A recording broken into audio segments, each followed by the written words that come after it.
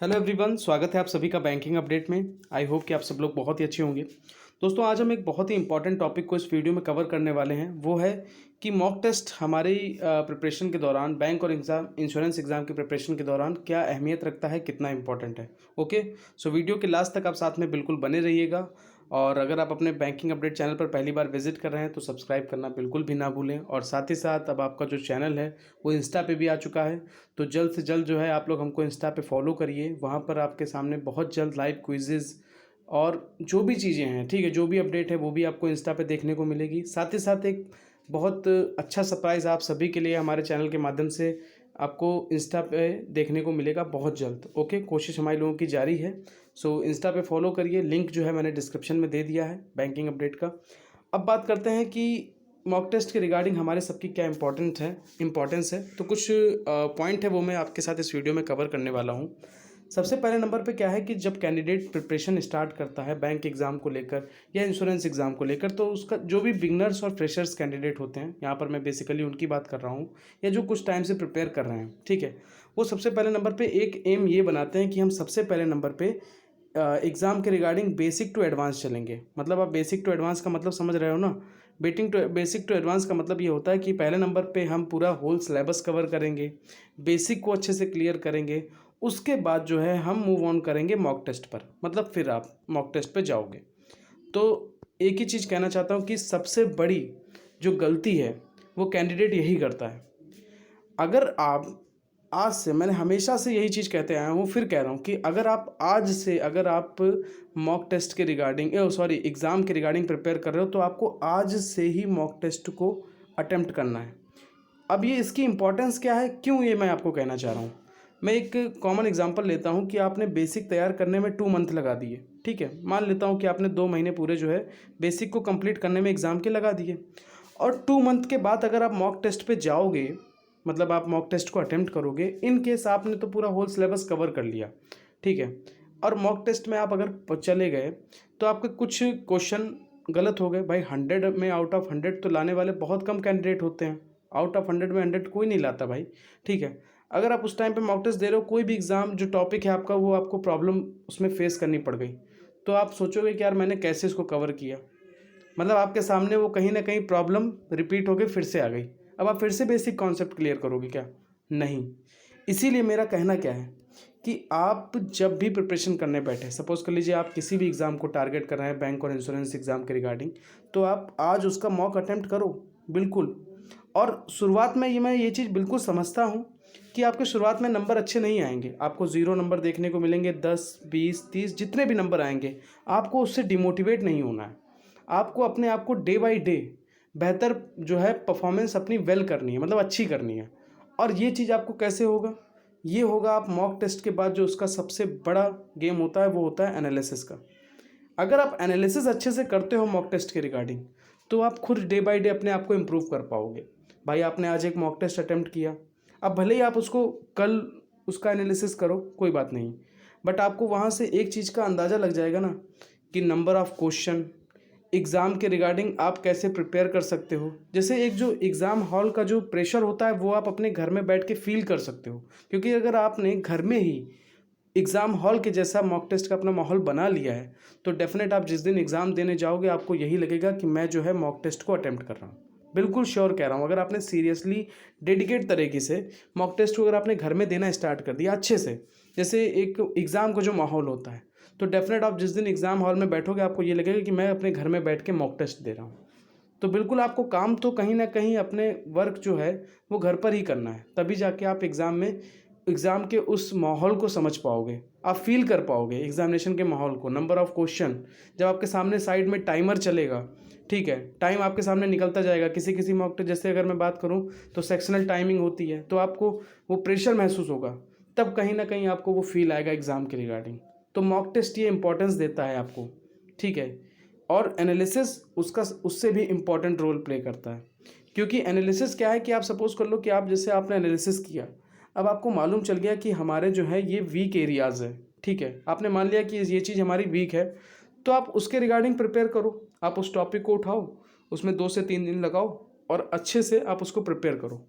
फिर आप जब अगली बार आपके सामने मॉक टेस्ट आएगा तो आप उस टॉपिक का अगर आपको सामने क्वेश्चन आ जाता है तो आप खुद उस चीज़ को देखोगे कि मैंने उसको कितने टाइम में अटेम्प्ट किया, क्या मेरे से एक ही बार में सही लगा।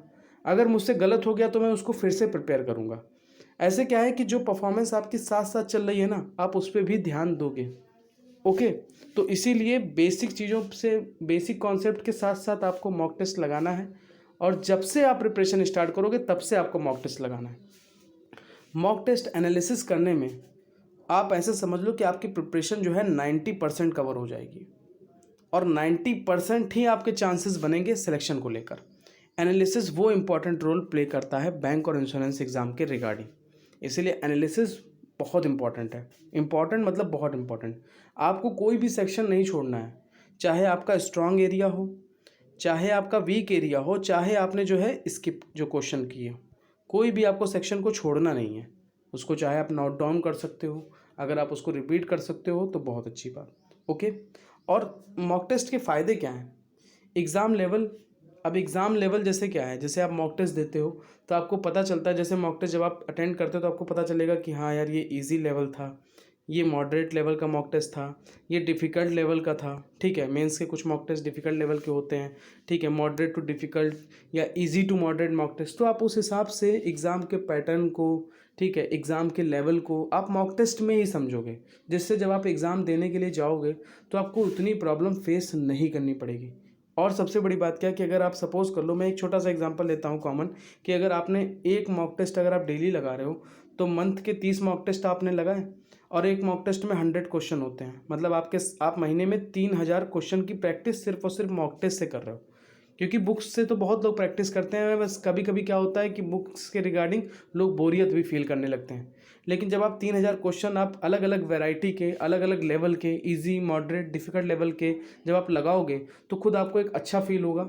और आप खुद यही अपना एक विज़न बना के चलो कि अपने आप से चैलेंज लो कि मेरे को मॉक टेस्ट देना है और अपने आप को अगले दिन बेहतर करना है। मतलब आप जब अगला मॉक टेस्ट लगाओ, भले ही आपके 2 नंबर बढ़ें, उससे कोई आपको डिमोटिवेट नहीं होना है। कि अगर आपके 10 नंबर आ रहे हैं तो और अगले मॉक में अगर आपके 12 आए तो आपको कहीं ना कहीं इंप्रूवमेंट दिखेगी, भले ही 2 नंबर की दिखे। बट अगर आप इसको बिल्कुल अच्छे से फॉलो करोगे तो डेफिनेट आपको फ़ायदा देखने को मिलेगा। इसीलिए मॉक टेस्ट हमारी प्रिपरेशन में, स्पेशली बैंक एग्ज़ाम और इंश्योरेंस एग्ज़ाम की, बहुत ही आपके रिगार्डिंग जो है बहुत इंपॉर्टेंस रोल प्ले करता है। ओके, अब बात करते हैं कि हमारा जो है फ्री मॉक टेस्ट को लेकर सवाल लोगों का है, फ्री मॉक टेस्ट और बेस्ट मॉक टेस्ट को लेकर। तो देखिए, फ्री मॉक टेस्ट के रिगार्डिंग मैं आपको एक चीज़ बताना चाहता हूँ कि फ्री मॉक टेस्ट जो है, आप जितने भी मॉक टेस्ट की वेबसाइट्स हैं आप वहाँ पर जा सकते हो और वहाँ से आपको फ्री मॉक टेस्ट मिल जाएगा। लाइक अगर मैं एग्जांपल के तौर पे बात करूँ तो मैं ग्रेडअप की बात करता हूँ। ठीक है, ग्रेडअप पे आप जिस भी एग्ज़ाम को टारगेट कर रहे हो, मैं बात करता हूँ आरआरबी पीओ को, अगर आप टारगेट करते हो तो आप उनकी वेबसाइट पे जाओ और उनके आपको 1 से 2 मॉक टेस्ट, बिल्कुल फ्री मॉक टेस्ट आपको देखने को मिलेंगे। आप उसको अटेम्प्ट करो अच्छे से। ऐसे आप जो भी आईबीपीएस पीओ या आईबीपीएस क्लर्क, जितने भी फ्री मॉक टेस्ट हैं, आपको सारे के सारे अलग अलग तरह तरह की वेबसाइटों पे XYZ जो भी है आपको सारे मिल जाएंगे। ओके, अब सवाल है बेस्ट मॉक टेस्ट को लेकर। तो बेस्ट मॉक टेस्ट के रिगार्डिंग मैं आपको सजेस्ट करता हूँ ग्रेडअप का मॉक टेस्ट। हालांकि आपके पास अगर किसी और कंपनी का मॉक टेस्ट है XYZ तो आप उससे भी मॉक टेस्ट अपने लगा सकते हो, बट बेस्ट मॉक टेस्ट के रिगार्डिंग जो एग्ज़ाम के रिगार्डिंग जो कंटेंट के रिगार्डिंग बेहतर है, ठीक है, उसके रिगार्डिंग मैं आपको ग्रेडअप का ही जो है अपना तरफ से ओपिनियन दूंगा। क्योंकि ग्रेडअप का जो मॉक टेस्ट है उसका आप सबसे पहले नंबर पे फ्री मॉक टेस्ट एक बार बिल्कुल अटेम्प्ट करो।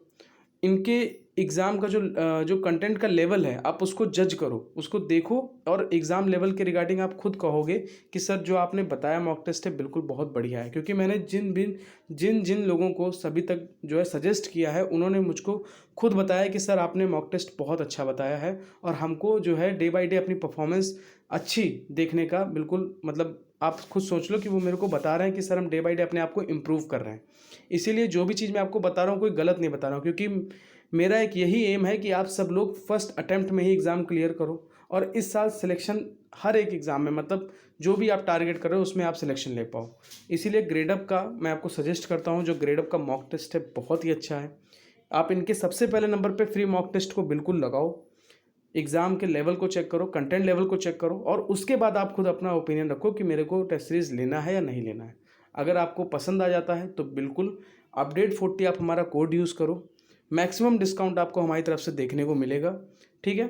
और ये सिर्फ बैंक और इंश्योरेंस एग्जाम के लिए नहीं, एसएससी, रेलवेज, अदर कंपटीशन जितने भी एग्जाम हैं सबके रिगार्डिंग आपके लिए बेनिफिट है। ओके, सो यहाँ पर 12+12 मंथ का जो प्लान है इनका वो 309 रुपीज़ का है।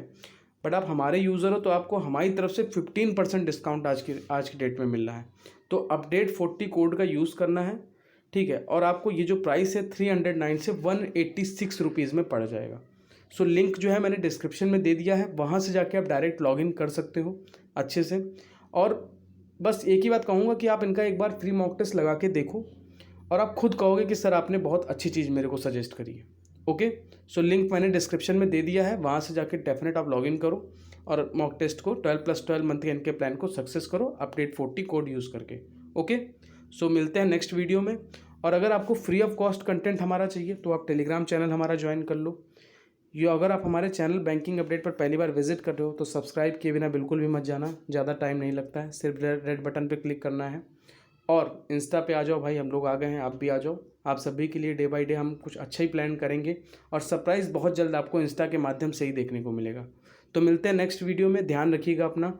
Thank you, have a nice day.